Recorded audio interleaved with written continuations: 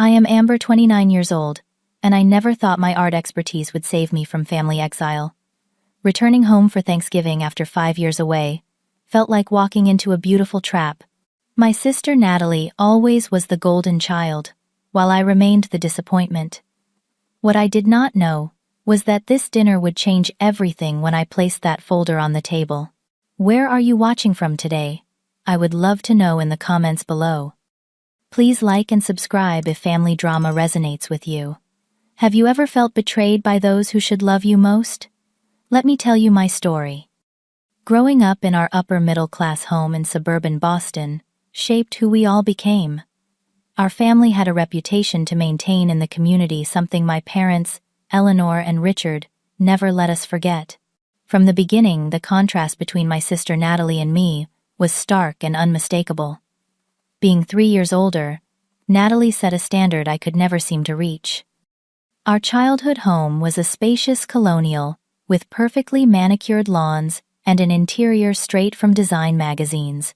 My parents worked hard for their success, my father building a financial advisory firm from scratch, while my mother managed their growing art collection, a hobby that turned into a significant investment over the years. They had expectations for both their daughters, but those expectations were never equal. Natalie excelled at everything that mattered to our parents. Her straight, as in school, particularly in mathematics and economics, made them beam with pride. When she became president of the debate club and captain of the tennis team, my father would tell everyone at his business dinners. Her path was clear from early on. She would follow him into the family business and eventually take over. I, on the other hand, was drawn to art and creativity. While Natalie calculated and strategized, I painted and sketched. My room was filled with canvases and art supplies, not trophies and academic awards. My mother would occasionally compliment my work, but always with a hint of disappointment that I had not inherited her business acumen for collecting rather than creating. Art is a wonderful hobby, Amber, but it is not a career, she would say, patting my shoulder with a pitying smile. The pattern of favoritism was clear in countless small moments. When Natalie received early admission to Princeton, my parents threw an elaborate party for 50 guests. When I was accepted to Rhode Island School of Design, they simply nodded and asked about scholarship opportunities. They celebrated her birthday with weekend trips to New York, while mine warranted a cake and perhaps a new set of brushes. The first major betrayal came during my junior year of high school. I had spent months working on a mixed media piece for the regional art competition. Late nights hunched over my work, pouring my heart into every detail. The piece explored family dynamics through abstract figures in a shared space, separate yet connected by invisible threads. It was deeply personal, and to my surprise, it won first place. The local newspaper wanted to interview me, and when they came to our house, Natalie somehow inserted herself into the conversation. Before I knew what was happening, she was explaining my artistic process as if she had been my guide and mentor. She claimed she had helped conceptualize the piece, that we had worked on it together during sister art sessions that never existed. Amber has such raw talent, and I have been teaching her about composition and color theory, she told the reporter, while my parents nodded approvingly. When the article appeared with a photo of both of us and credits mentioning Natalie as my artistic collaborator, I confronted my family at dinner. "Why did you lie?" I asked Natalie, tears stinging my eyes. "You never helped me. You do not even like art." My father put down his fork with that stern look that always silenced the room. "Your sister was being supportive, Amber. This constant jealousy is becoming a problem. Natalie is trying to help you gain recognition, and you respond with accusations." My mother sighed. "Honestly, Amber, you should be grateful. Having Natalie associated with your project gives it more credibility." Natalie simply smiled that perfect smile of hers and said, "I was just trying to help. You know how you struggle to explain your work." That night, I learned that my truth would always be secondary to the family narrative. I threw myself even more deeply into my art, creating an escape through my work. While Natalie followed the predetermined path to an Ivy League business education, I applied to art schools behind my parents' backs. When acceptance letters arrived, my announcement at dinner that I would be attending RISD was met with shock that quickly turned to anger. "We will not pay for you to waste 4 years on a hobby," my father declared. "If you want to throw away your potential, you will do it on your own dime." My mother tried a softer approach later that evening. "Darling, we just want what is best for you. Art is so unpredictable. What about marketing or art management? Those are respectable careers connected to your interests." But I stood firm in my decision, even as they cut off financial support. I cobbled together scholarships, loans, and worked 2 part-time jobs while studying. Every semester was a struggle to stay enrolled, while Natalie lived in a luxury apartment near Princeton, fully funded by our parents. During those college years, holiday breaks became increasingly tense. I would return home to find Natalie being groomed for the family business, sitting in on meetings with my father wearing tailored business attire that matched my mother's style. I showed up with paint still embedded under my fingernails, wearing thrift store clothes that fit my budget. By graduation, the division was complete. Natalie attended my ceremony, but my parents had a business emergency that prevented their appearance. I received a card with a token check that would not even cover a month of rent in any decent city. Meanwhile, Natalie received a new BMW and a junior executive position at my father's firm for her graduation. The contrast could not have been clearer. One daughter was the investment, the other was the liability. After graduation, I faced the harsh reality that many art majors confront: a world not eager to pay for their passion. With student loans looming and no family safety net, I moved into a tiny Brooklyn apartment with 3 roommates I found on Craigslist. The space was barely large enough for all of us, let alone for me to create art, but it was all I could afford while looking for work. Those first months were brutal. I applied to every gallery, museum, and art-related business in the city. Most never responded. A few interviews led nowhere when they realized I had no connections in the art world. My prestigious degree seemed worthless without the network that should have come with it. During this period, contact with my family dwindled to obligatory birthday calls and the occasional holiday text message. Natalie was thriving at our father's firm, already being featured in local business publications as a rising star. My parents traveled to Europe twice that year, visiting museums that showcased the same artists I had studied extensively. Yet they never thought to include me, or even ask for my insights. I took a job as a receptionist at a small gallery in Chelsea, barely making enough to cover my share of rent and my mounting student loan payments. But that position, as humble as it was, changed everything. The gallery specialized in contemporary art, with a focus on authentication and restoration. I spent every spare moment observing the experts who came through, asking questions during lunch breaks, staying late to watch their processes.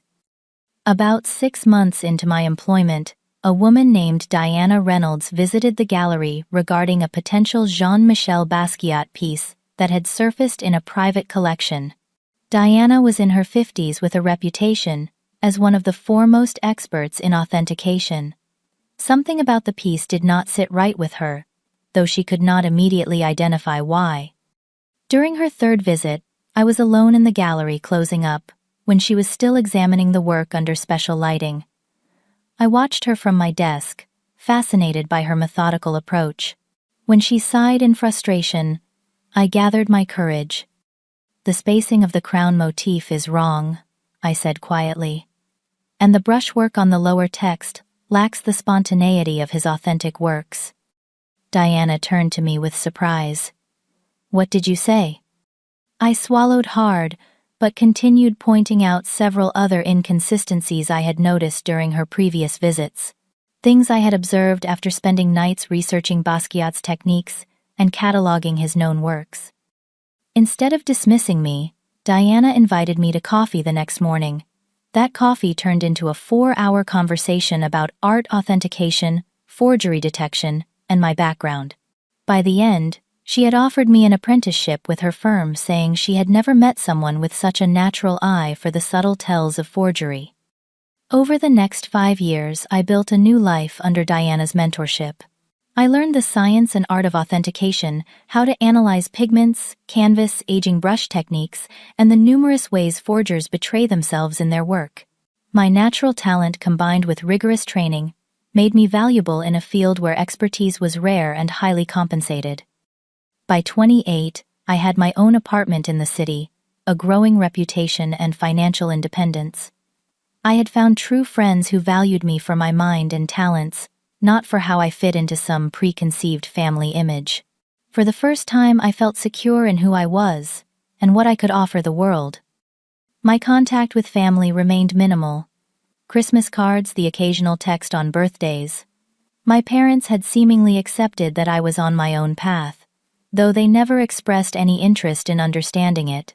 Natalie had married a man named Bradley Thompson, another financial advisor with the right pedigree and connections. Their wedding was featured in Boston Magazine, a society event I was invited to, but chose not to attend, sending a modest gift instead. Then came the surprising invitation. An email from Natalie in early November, unusually warm in tone, insisting that I come home for Thanksgiving this year. "The family misses you," she wrote. "It has been too long and we should all be together for the holidays. Mom and Dad talk about you more than you know." My first instinct was to decline. 5 years of distance had given me perspective on the toxic dynamics of my family, and I had made peace with keeping them at arm's length. But something about the timing felt strange. Why the sudden outreach after years of bare minimum contact? Curious, I checked my family's social media accounts, something I rarely did. My father's company website showed some concerning changes. 2 senior partners had left the firm and their annual client appreciation gala had been canceled for the first time in 15 years. My mother's usually active art acquisition posts had gone quiet for months. Something was happening with the family finances, and suddenly they wanted me, the long-ignored daughter, to come home. My suspicions were aroused, but instead of ignoring the invitation, I decided to investigate further before the visit. Through my professional connections, I discreetly inquired about my parents' art collection, which had been featured in several publications over the years. What I discovered was troubling. 3 significant pieces from their collection had appeared at auction in the past year, selling for well below their appraised values, and to anonymous buyers, a classic pattern when quick cash is needed. Armed with this information and a growing sense of unease, I accepted Natalie's invitation, but before boarding my flight to Boston, I made copies of the auction records and several other documents that might prove useful. Whatever game my family was playing, I would not be walking into it blindly this time. The taxi from Logan Airport wound through familiar streets, autumn leaves swirling in its wake as we approached the house I grew up in. The property looked immaculate as always, but I noticed subtle changes. The luxury cars in the driveway were last year's models rather than new. The seasonal decorations seemed more restrained than the elaborate displays my mother typically insisted upon. My father answered the door, his smile not quite reaching his eyes. "Amber," he said stiffly, giving me a brief hug that felt like a business greeting. "Good to have you home." My mother appeared behind him, elegant as always, in a cashmere sweater and pearls. But I noticed new lines around her eyes, a tension in her posture that makeup and designer clothes could not conceal. "You look well," she said, assessing my appearance. I had dressed carefully for this reunion, in a simple black dress and boots that projected professional success without trying too hard. "New York must be treating you kindly." "I have built a good life there," I replied, keeping my tone neutral. "My work keeps me busy." Still with the art thing, my father asked, leading me into the living room where a fire crackled in the fireplace. "What exactly do you do again?" "Paint restoration." "Authentication and appraisal," I corrected. "I verify the legitimacy of artworks and estimate their market value." He nodded vaguely, clearly uninterested in the details. Before any awkward silence could settle, the front door opened again, and Natalie burst in with an exuberance that felt rehearsed. "My baby sister," she exclaimed, embracing me tightly. I cannot believe you are finally home. We have so much catching up to do. Her husband Bradley followed behind carrying luggage. He gave me a nod and a smile that seemed genuinely warm compared to my family's reception. Nice to finally meet you, Amber. Natalie talks about you all the time. This surprised me as I doubted I featured prominently in my sister's daily conversations. I watched Bradley carefully, noting how his eyes darted around the room, how his smile faltered when Natalie took his arm possessively. He was uncomfortable, though, trying to hide it. As we settled in for pre-dinner drinks, I took stock of the living room where my mother's prized art collection had always been displayed. Several pieces were noticeably absent, with lighter patches on the wallpaper marking their previous locations. A Winslow Homer watercolor had been replaced by a minor work by a lesser-known artist. An abstract expressionist piece that had hung over the fireplace for decades was gone, entirely replaced by a large mirror that conveniently made the room appear more spacious. I notice you have rearranged your collection, I commented casually, watching my mother's reaction. The Edward Hopper preliminary sketch is gone. My mother's hand tightened around her wine glass. We sent several pieces for cleaning and restoration. The humidity last summer affected some of the older works. All at once I asked innocently. Most collectors rotate restoration to maintain a complete collection. My father interrupted sharply. Not everyone follows the same protocols, Amber. Your mother has her own system.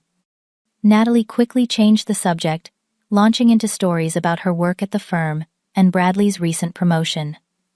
Throughout dinner, I observed the subtle dynamics at play. My parents deferred to Natalie in conversation, while occasionally exchanging glances that conveyed unspoken tension. Bradley ate quietly, contributing little and drinking more than the others.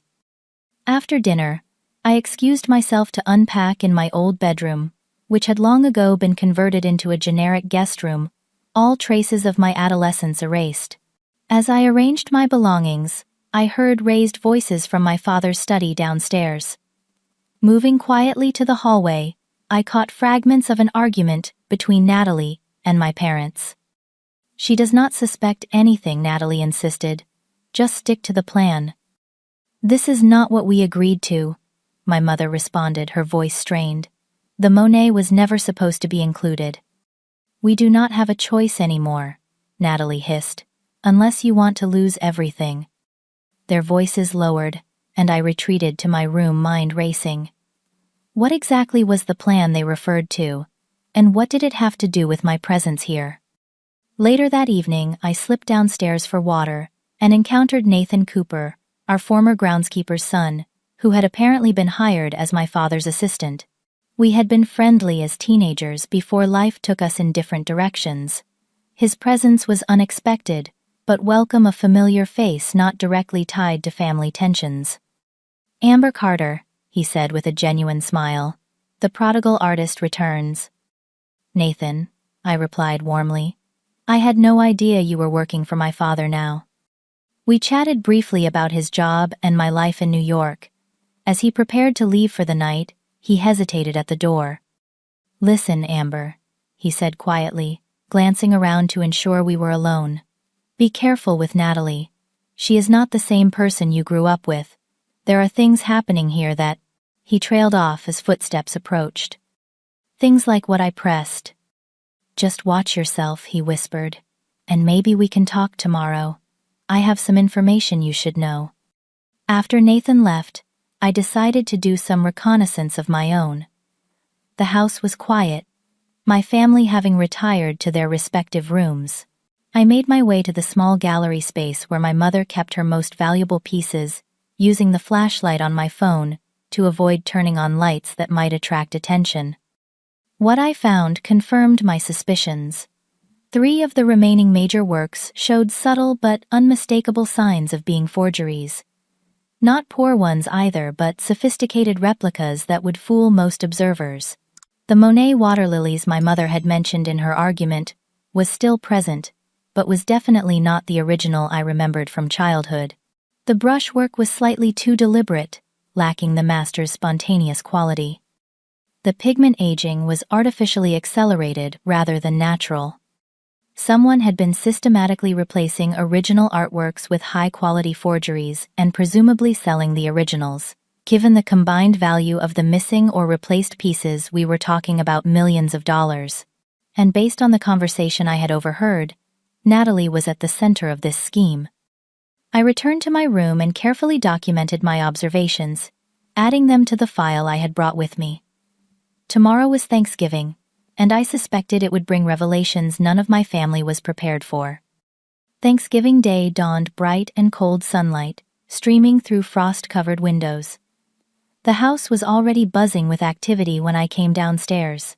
My mother directed caterers in the kitchen, fussing over the placement of every dish and decoration. My father reviewed work documents at the breakfast table, seemingly oblivious to the holiday preparations swirling around him. "Good morning," I said, pouring myself coffee. "Can I help with anything?" My mother barely glanced up from inspecting a floral arrangement. "Everything is under control.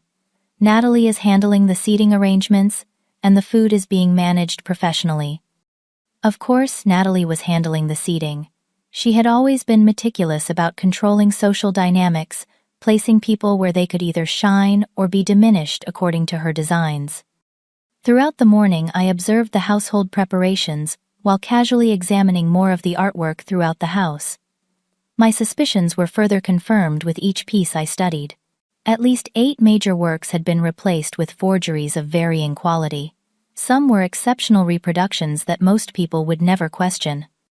Others showed telltale signs that anyone with my training could identify: inconsistent aging patterns, modern materials disguised as period-appropriate ones, brush techniques that mimicked but did not quite capture the original artist's hands. By noon, extended family began to arrive. Aunt Patricia and Uncle William, my father's older brother, who had made his fortune in real estate, came first with their adult children. Cousins I had barely spoken to in years greeted me with artificial enthusiasm, their eyes assessing my appearance and demeanor for signs of failure they could discuss later in private. Uncle William himself, an art collector of some renown, paused by a Degas reproduction in the foyer. I watched him closely, wondering if he would notice the substitution. He frowned slightly, but moved on without comment when Natalie swiftly approached to escort him to the bar. More relatives arrived, filling the house with forced laughter and the kind of surface-level conversation that passes for connection in families more concerned with appearances than authenticity. Natalie worked the room like a politician, touching arms, laughing at jokes, ensuring everyone had drinks and compliments in equal measure. She kept shooting glances my way, making sure I was not engaging too deeply with anyone. By the time we gathered around the elaborately set dining table, 22 family members were present. I found myself seated between a second cousin whose name I could barely remember and Bradley, whose discomfort had grown more pronounced as the day progressed. Natalie sat directly across from me, strategically positioned between my parents at the center of the table. The traditional Thanksgiving feast was served with military precision. Servers brought course after course, while my mother narrated the provenance of each recipe as if they were valuable artifacts rather than food. My father carved the turkey with the same methodical efficiency he applied to business deals. Natalie kept the conversation flowing skillfully, directing topics away from anything too personal or potentially revealing. I noticed she was drinking heavily, refilling her wine glass frequently, and becoming slightly more animated with each glass.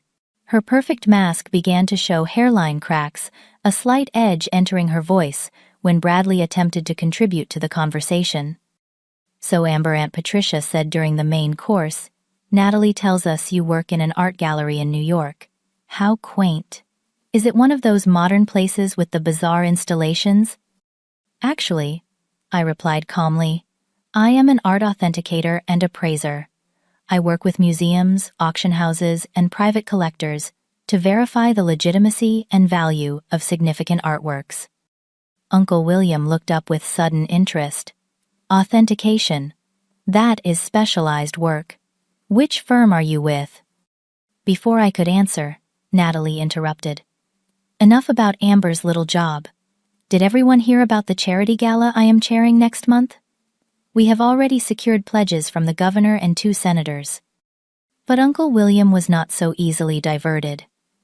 I would be interested to hear more about your work, Amber. I have several pieces I have been uncertain about. I would be happy to look at them sometime, I offered, noting how my mother's knuckles whitened around her fork. The meal progressed, with increasing tension, simmering beneath polite conversation.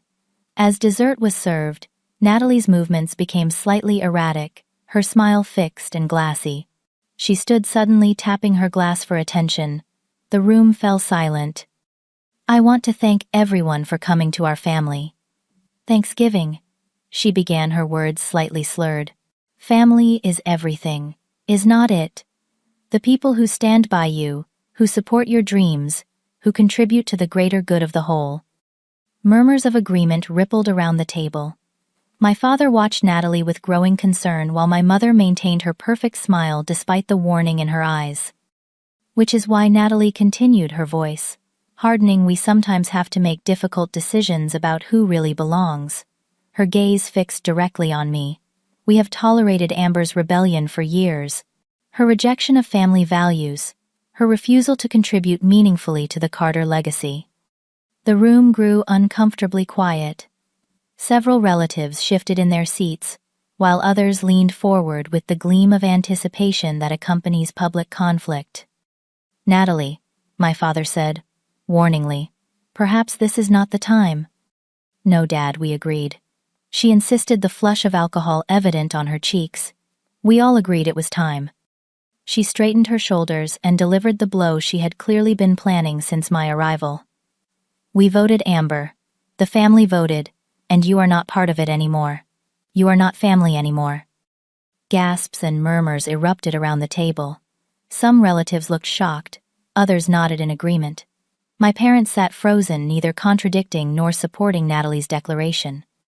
Everyone here agreed. Natalie continued, gaining confidence from the chaos she had created. You contribute nothing. You take nothing. You mean nothing to the Carter name. I felt a strange calm settle over me as I looked at my sister's triumphant face, at my parents' averted eyes, at the mixture of embarrassment and morbid fascination on my relatives' faces. This moment of rejection should have devastated me, but instead it felt like the final confirmation of what I had always known, but never fully accepted.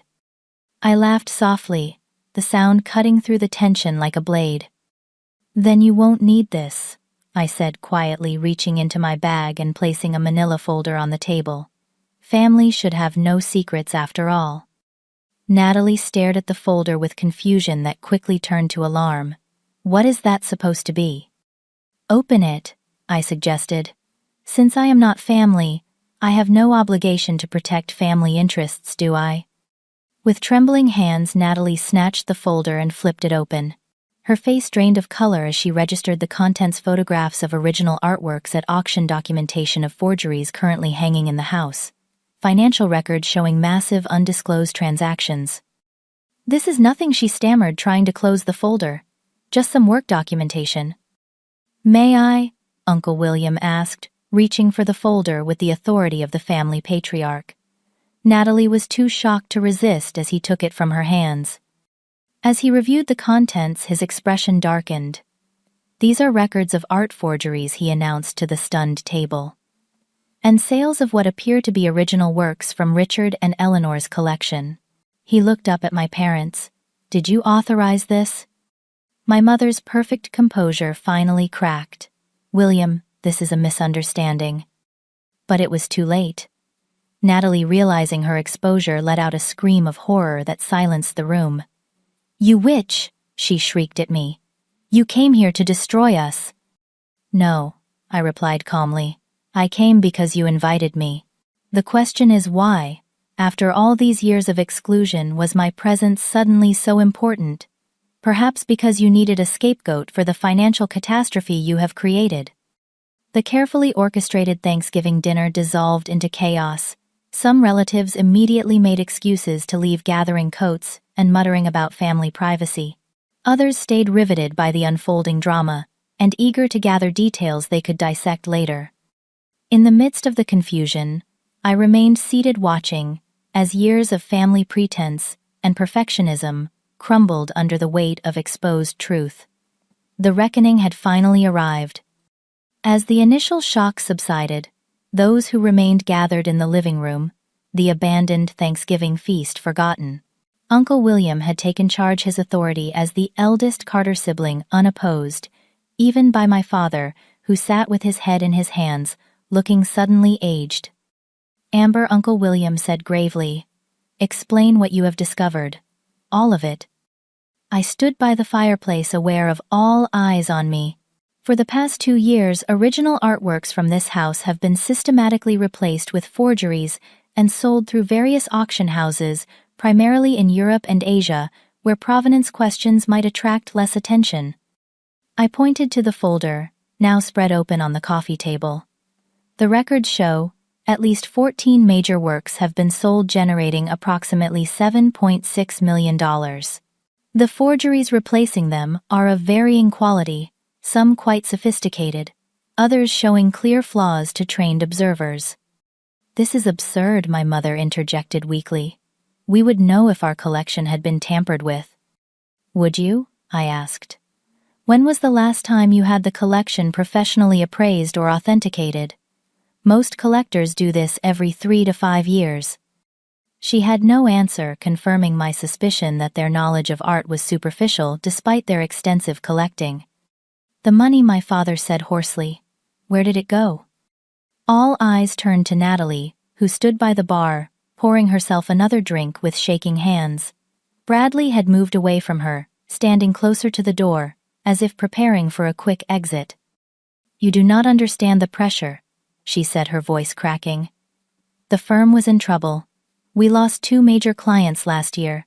The market turned against our positions. I needed capital to cover the losses before clients found out." "You stole from your own parents?" Aunt Patricia asked, her judgment now directed at Natalie rather than me. "I borrowed," Natalie snapped. "I was going to replace everything once the market recovered. It was temporary." "And the forgeries?" Uncle William pressed. "Those required planning, connections to art forgers, a sophisticated understanding of how to move artwork discreetly." Natalie's eyes flicked toward Bradley, who paled visibly.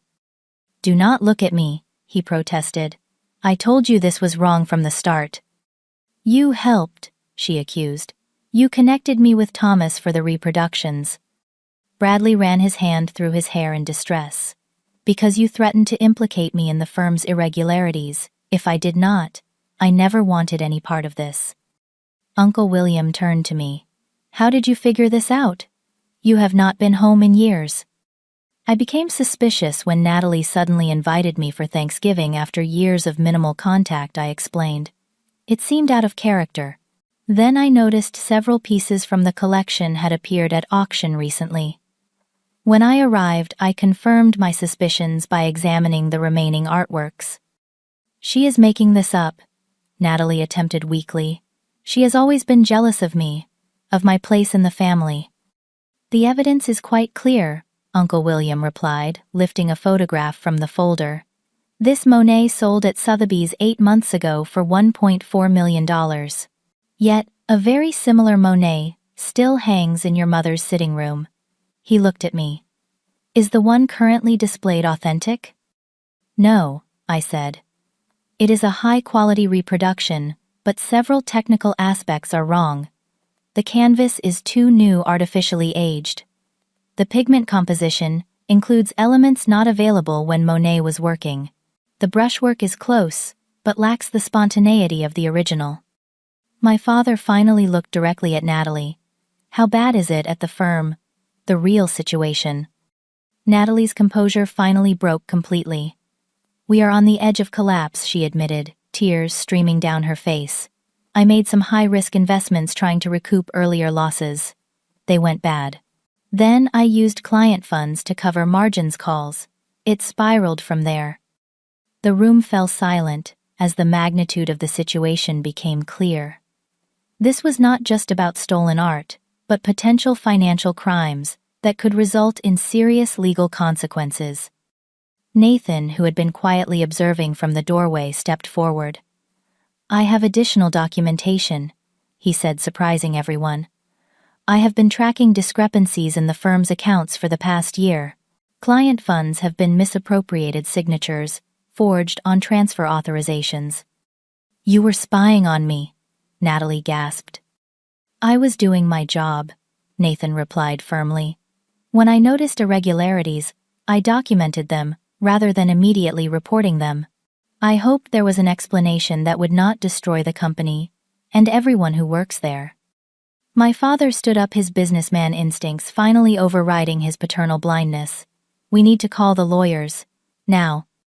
As the family absorbed this development, relatives began to look at me differently.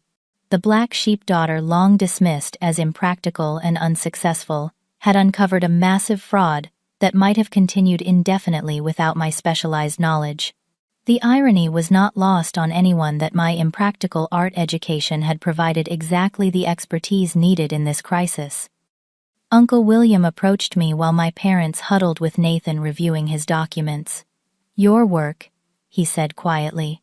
Which firm did you say you were with? Reynolds Authentication, I replied. Diana Reynolds is my mentor. His eyebrows rose. Diana Reynolds is the best in the business. She does not take on associates lightly. She took a chance on me, I said simply. He nodded thoughtfully. Perhaps the wrong Carter daughter has been running things all these years. As the evening progressed, the family dynamics shifted like tectonic plates after an earthquake.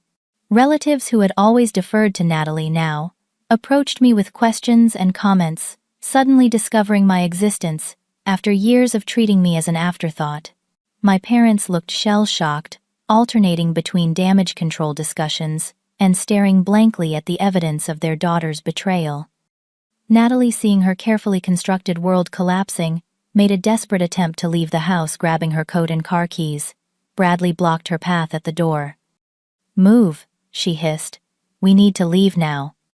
No, he said firmly. Running will only make things worse, and I am not going to be your accomplice anymore. You already are, she reminded him viciously. Under duress, he replied. And I am done. I am staying to face this. You should too. The look of betrayal on her face, as her husband chose integrity over loyalty, perfectly mirrored how I had felt for most of my life in this family. The hours following the Thanksgiving revelation were a blur of phone calls, impromptu meetings, and legal consultations. Most relatives had departed, leaving only the core family, and those directly involved in addressing the crisis. Uncle William stayed his business acumen and calm demeanor, providing much-needed stability. My father spent most of the evening in his study, with the family attorney emerging occasionally with a grayer complexion each time. My mother alternated between silent shock and bursts of frantic activity, as if rearranging decorative objects could somehow restore order to our shattered family narrative. Natalie had retreated to the guest room she shared with Bradley, though he had chosen to sleep elsewhere in the house.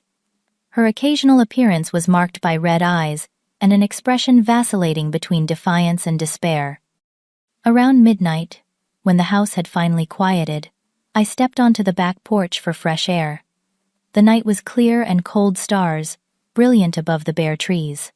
I heard the door open behind me and turned to find my father looking smaller somehow in his rumpled shirt and uncharacteristically loose tie. The lawyers say we might be able to recover some of the artwork, he said without preamble. The provenance was falsified, but the sales themselves leave a trail. I nodded. Many buyers would prefer to return the pieces quietly rather than become entangled in a legal battle over stolen art.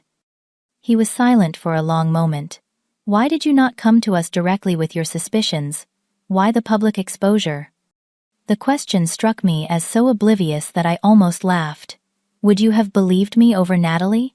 Has that ever happened in our family history? His lack of response was answer enough. Besides, I continued, I did not plan the confrontation. Natalie orchestrated that herself, with her announcement that I was no longer family. She created the perfect moment for the truth to emerge. He sighed heavily, his breath visible in the cold air. The firm is in serious trouble. Nathan's documentation shows client fund misappropriation going back 18 months. We are looking at potential criminal charges, regulatory penalties, civil lawsuits. I am sorry, I said, and meant it. Despite everything, he was still my father and his life's work was crumbling before him. Your sister, he began, then paused to collect himself.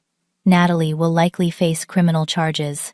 The prosecutors might be willing to reduce them in exchange for full cooperation and restitution, but that depends on how much we can recover. I considered this information carefully. What do you need from me? The family lawyer thinks your testimony about the art forgeries would strengthen the case that Natalie acted alone in defrauding us. It would help separate the art thefts from the firm's issues, potentially salvaging something of the business. You want me to help protect the family name, I translated, after being told I am not part of the family. He had the grace to look ashamed. We never voted on anything. That was Natalie's invention. Your mother and I never. He trailed off, unable to complete the denial we both knew would be false. I will need to think about it, I said, finally. My cooperation would come with conditions. Before he could respond, the door opened again, and my mother stepped out. She had removed her makeup, revealing the true extent of stress on her face. The Lawrences just called, she said to my father. They are pulling their accounts first thing tomorrow. Word is spreading. As they discussed this new development, I slipped back inside, leaving them to the crisis they had enabled through years of willful blindness. The next morning brought a strange calm after the previous day's storm. Breakfast was a silent, awkward affair, with family members appearing briefly, before finding reasons to be elsewhere in the house. Nathan arrived early with more financial documents, now working openly to assess the damage to the firm. Around mid-morning, I encountered Natalie in the hallway outside the library. She looked haggard, her designer outfit from yesterday, exchanged for old sweatpants and a t-shirt I recognized from her college days. Come to gloat? She asked, her voice hoarse. No, I replied. I came for Thanksgiving dinner. Remember, you were the one with an agenda. She leaned against the wall, suddenly looking exhausted beyond her years. I really messed up, she whispered. I kept thinking I could fix it if I just had a little more time, a little more money. Why the art? I asked. Why not sell property or other assets that would be less noticeable? A bitter laugh escaped her. Because no one really looked at it. Mom and Dad collected art because it was prestigious, not because they understood or appreciated it. They could not tell the difference between the originals and the copies. There was a painful truth in her assessment. Our parents had built their collection as a symbol of wealth and taste, not out of genuine passion for the works themselves. And the plan for Thanksgiving, I pressed. Was I supposed to be the scapegoat somehow? She slid down the wall until she was sitting on the floor, all pretense of dignity abandoned. The firm's annual audit is next week. Everything was going to come out. I thought if we could create a family drama centered on you, it might distract from the financial issues long enough for me to cover my tracks. That is why you announced the family had voted me out, to create a spectacle. She nodded miserably. I was desperate, and drunk, and terrified. And what about all those years before I asked the question that had lingered since childhood? Why did you always need to diminish me, to take credit for my accomplishments, to ensure I remained the family disappointment? For the first time, Natalie looked at me with something approaching honesty. Because you were free, she admitted. You had the courage to pursue what you loved, to walk away from their expectations. I resented that freedom so much. I was trapped in the role of perfect daughter, terrified of disappointing them. So you made sure I would bear that burden instead. Yes, she whispered, and I have hated myself for it. The more successful you became on your own terms, the more I resented you. The more determined I was to prove you had made the wrong choice. It was the most honest conversation we had ever had. Decades of competition and resentment distilled into a moment of clarity that came far too late. I could help, I said finally. With certain conditions. She looked up, confusion, replacing the defeat in her eyes. Help how? I have connections in the art world. I could assist in tracking down and recovering the sold pieces. My testimony about the forgeries could help separate your personal actions from the firm's regulatory issues. It would not erase the consequences, but it might mitigate them. Why would you do that? She asked, genuine bewilderment in her voice. After everything. Not for you, I clarified. For the employees of the firm who might lose their jobs and pensions, for the clients who trusted our family with their financial futures, and maybe a little bit for our parents who failed us both in different ways. Later that day, my parents approached me together, the first united front they had presented since my arrival. They stood awkwardly in the doorway of the guest room, looking like visitors in their own home. Nathan tells us, you have offered to help with the art recovery, my father began. I nodded. I have contacts who specialize in exactly this kind of situation, but I have conditions. Name them, my mother said quietly. Full acknowledgement of what happened. No family cover-up. Natalie takes responsibility for her actions. Complete transparency with authorities. And a foundation established from recovered funds to support young artists, who, like me, might lack family support for their education. They exchanged glances, decades of marriage allowing for silent communication. Agreed, my father said. All of it. And one more thing, I added. An honest conversation about why you both were so willing to dismiss and diminish me all these years. Not today, not during this crisis, but someday soon. I deserve that much. My mother's eyes filled with tears. We failed you, she admitted. We had such rigid ideas about success and the right path. By the time we realized our mistake, the distance seemed too great to bridge. It was not the full conversation I had requested, but it was a start, an acknowledgement that had been decades in the coming. Throughout that day, various family members approached me individually. Aunt Patricia, who had always been particularly judgmental of my career choices, found me in the kitchen. I misjudged you, she said bluntly. All these years I thought you were the irresponsible one. We all played the roles assigned to us, I replied. She nodded thoughtfully. Perhaps. I should tell you my daughter Sophia struggled similarly. She wanted to study marine biology instead of law. I pushed her toward the practical choice. She paused. She is a corporate attorney now, successful by all standard measures, and profoundly unhappy. It is never too late to change course, I suggested. Perhaps I will tell her that, Aunt Patricia said softly. The most unexpected conversation came from Uncle William late that evening. I have a proposal for you, he said, finding me in the library. My collection needs proper authentication and management. I have been putting it off for years. Would you consider taking on the project? As a paid consultant, of course.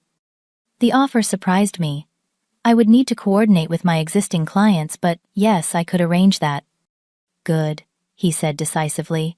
And perhaps you might consider establishing a Boston branch of your authentication firm.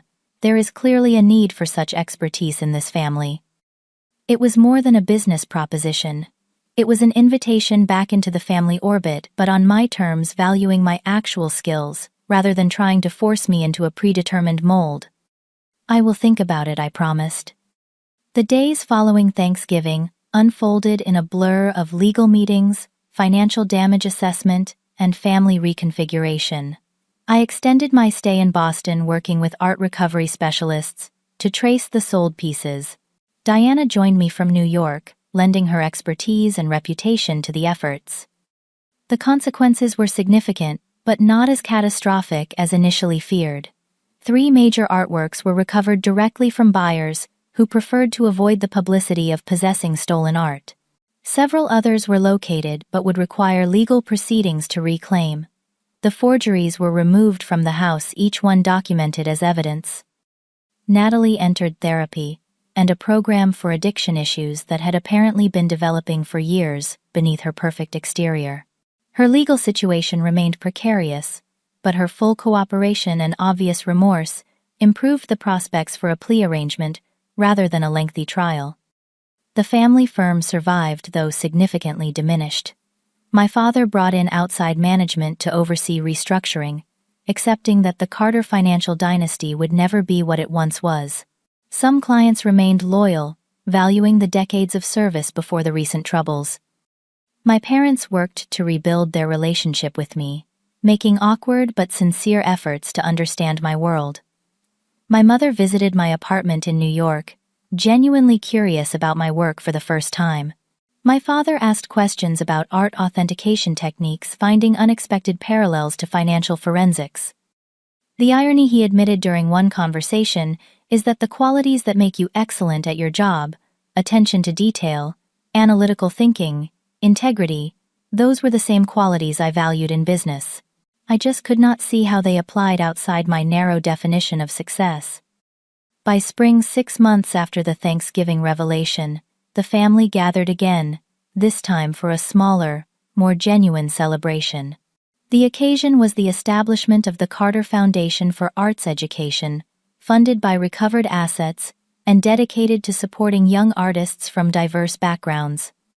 Natalie attended, now living in a modest apartment and working with a nonprofit organization as part of her community service agreement. The legal system had dealt with her actions firmly, but recognized the complex factors involved, including the tremendous pressure she had faced as the designated family success story. "I am looking at going back to school," she told me quietly during the reception. "I always had an interest in psychology that I never pursued, understanding why people do what they do, including myself." "That sounds like a good path," I replied sincerely. "I cannot undo what I did," she continued. "To the family, to the clients, to you. But I am trying to move forward with more honesty." "That is all any of us can do," I said, finding that the anger I had carried for so long had largely dissipated, replaced by something more complex, a mixture of caution and cautious hope. Diana watched our interaction from across the room, later commenting on the transformation she had witnessed. "When I met you, she said, you were so determined to prove yourself without family support. Now you have come full circle, using your success to help rebuild what was broken." "Not rebuild," I corrected. "Build something new. The old structure was fundamentally flawed." The foundation became my primary connection to Boston, requiring regular visits but allowing me to maintain my independent life in New York. Uncle William's authentication project expanded into consulting for several prominent New England collectors, creating a natural business expansion opportunity. My relationship with my parents evolved into something we were still defining, not the blind adoration they had given Natalie, nor the dismissal they had directed at me, but something more balanced, a relationship between adults with different perspectives but mutual respect. During a dinner to celebrate the Foundation's first scholarship awards, my mother raised her glass in a toast. "To finding family," she said, "not just in the people we are born to, but in those who see and value our true selves." It was not a Hollywood ending with all wounds magically healed. Natalie would always live with the consequences of her actions. My parents would always carry the regret of their favoritism and blindness. I would always have the scars of being the outsider for so many years. But we had found a new way forward, one based on truth, rather than appearances, on authentic connection, rather than prescribed roles.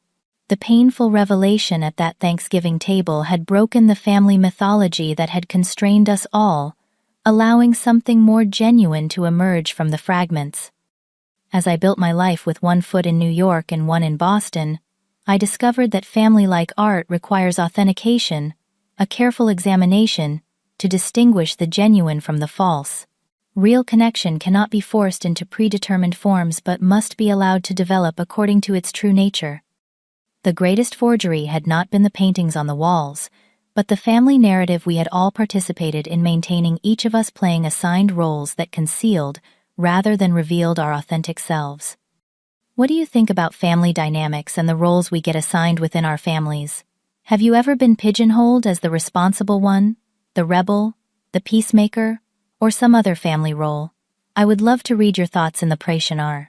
End of tdovla.com. Comments.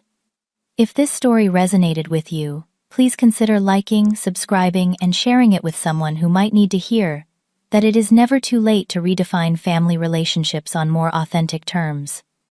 Thank you for listening to my journey from rejection to reconciliation, and remember that sometimes the greatest gift we can give each other is the freedom to be truly seen.